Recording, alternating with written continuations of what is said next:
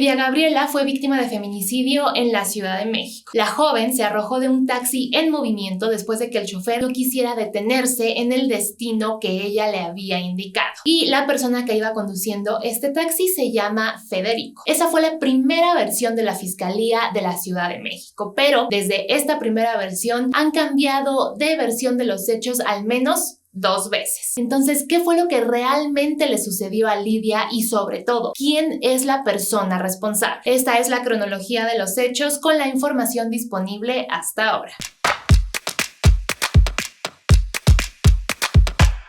Lidia Gabriela Maldonado era una joven de 23 años, originaria de Tamaulipas, pero que vivía en la Ciudad de México. El 1 de noviembre tenía planes de ver a su novio en un centro comercial al sur de la capital del país, pero nunca llegó a esta cita. Su muerte fue originalmente reportada por medios de nota roja como un atropellamiento, pero pronto nos dimos cuenta de que esto no había sido así. El taxista que manejaba el vehículo que ella había abordado se negó a dejarla bajar en el lugar al que ella iba y por lo tanto ella entró en pánico y se arrojó de este vehículo en movimiento. Al menos esa fue la primera versión que dieron a conocer las autoridades. Como les decía en la introducción del video, esa versión ha cambiado, pero no es lo único que ha cambiado. También el probable responsable o el presunto responsable de este feminicidio ha cambiado a lo largo de los días. Así que vamos a revisar la cronología de lo que le sucedió a Lidia Gabriela desde el 1 de noviembre con la información pública que está disponible hasta este momento.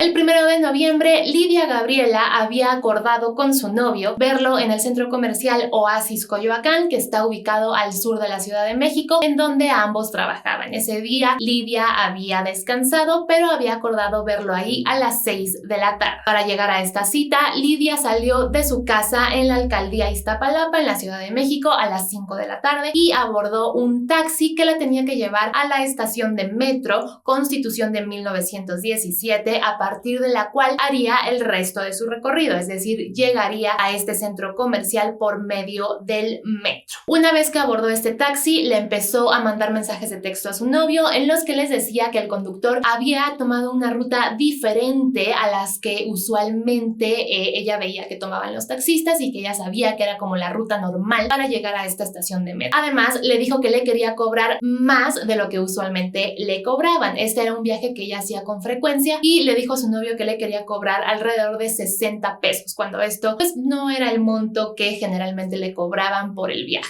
Además, este era un trayecto de aproximadamente 10 minutos, así que a las 5 de la tarde con 10 minutos, cuando el taxi llegó a esta estación de metro, el taxista, el hombre que manejaba este vehículo, se negó a detenerse y a dejarla bajar, ante lo cual Lidia Gabriela entró en pánico y se arrojó del vehículo en movimiento. Esta es la primera versión de las autoridades capitalinas, pero vamos a darnos cuenta en esta cronología en los siguientes días que esta versión fue cambiando. En un primer momento, la muerte de la joven fue reportada como un atropellamiento y en los videos de las cámaras de seguridad que fueron dados a conocer en días posteriores por las autoridades de la Ciudad de México, se puede ver cómo aproximadamente a las 5 de la tarde con 13 minutos, este vehículo a bordo del cual iba Lidia acelera y toma el carril de alta velocidad en la calzada Ermita Iztapalapa. Precisamente cuando el vehículo acelera, Lidia se arroja del vehículo en movimiento y muere por el golpe que recibe cuando cae en el pavimento. Y el taxista, por supuesto, se dio a la fuga, algo que, pues, si eres una persona que va conduciendo un taxi y la persona que llevas por accidente, por un muy extraño accidente,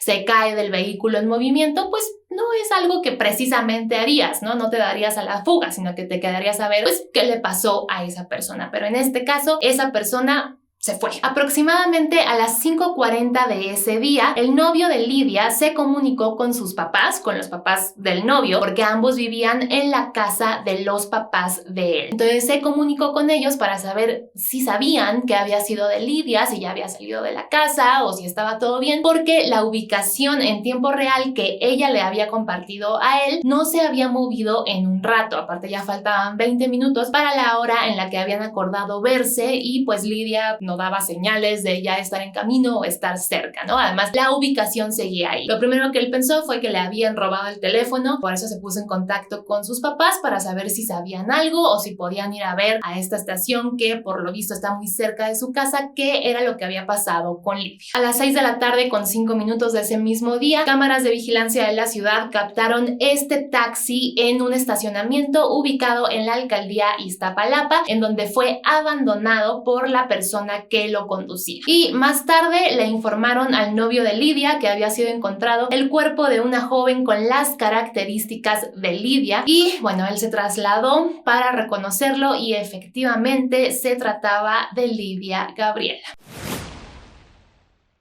Un día después, el 2 de noviembre, el hermano de Lidia, Diego Maldonado, dio a conocer en sus redes sociales lo que había sucedido y pidió información sobre quién era el chofer de ese taxi. Dijo que era un Nissan Versa pintado con los colores oficiales de los taxis de la Ciudad de México y pidió que si alguien sabía quién era la persona que conducía ese vehículo, pues le hiciera llegar esta información. El 4 de noviembre, Lidia fue velada en Tamaulipas, de donde era originaria, y su cuerpo también fue enterrado en esta entidad junto con su familia y amigos. Un día después, el 5 de noviembre, a las 4 de la tarde, Omar García Harfuch, el secretario de Seguridad Ciudadana de la Ciudad de México, informó a través de redes sociales que 2 hombres habían sido detenidos por el presunto feminicidio de Lidia y que uno de ellos estaba implicado en este feminicidio. 2 días más tarde, el 7 de noviembre, autoridades de la Secretaría de Seguridad Ciudadana de la Ciudad de México aclararon que la persona detenida el 5 de noviembre, es decir, Federico N., no estaba implicada en los hechos, sino que quien había estado implicado en el feminicidio de Lidia era su hermano, Fernando. 3 días después, el 10 de noviembre, la misma Secretaría de Seguridad de la Ciudad de México, que días antes había anunciado, así como su mayor logro de la vida, que habían detenido a Federico, que ahora sí habían detenido al presunto responsable de la muerte de Lidia, quien, de acuerdo con las autoridades en este momento, se llamaba Fernando. Fernando es hermano de Federico y, de acuerdo con las autoridades capitalinas, él sí era el presunto responsable. En un tuit publicado en su cuenta oficial, el secretario García Harfuch dijo que fue detenido Fernando N., quien se confirma que iba conduciendo el taxi que fue asegurado en días pasados relacionado con el lamentable feminicidio de Lidia Gabriela y que los delitos en contra de las mujeres son prioridad para el gobierno capitalino. Hasta aquí llevamos 2 presuntos responsables y una versión de los hechos. La versión de los hechos hasta este momento sigue siendo que Lidia se arrojó del taxi en movimiento y los presuntos responsables primero eran Federico N., que después se descarta que haya sido la persona implicada en este feminicidio, pero el secretario de Seguridad dice que definitivamente el taxi sí es el taxi que abordó Lidia, pero esta persona no es quien iba conduciendo, sino que es Fernando N., el hermano de Federico, que así sin lugar a dudas, Fernando sí iba conduciendo el taxi en ese momento. Esta versión y este presunto responsable cambiarían 4 días después. El 14 de noviembre, la Fiscalía de la Ciudad de México da a conocer la aprehensión de Pedro N. por su probable participación en el feminicidio de Lidia. ¿Pero quién es Pedro N? De acuerdo con la información disponible hasta este momento, Pedro es sobrino de Fernando y de Federico y, según lo que dicen hasta ahora, él sí iba manejando el taxi que abordó Lidia.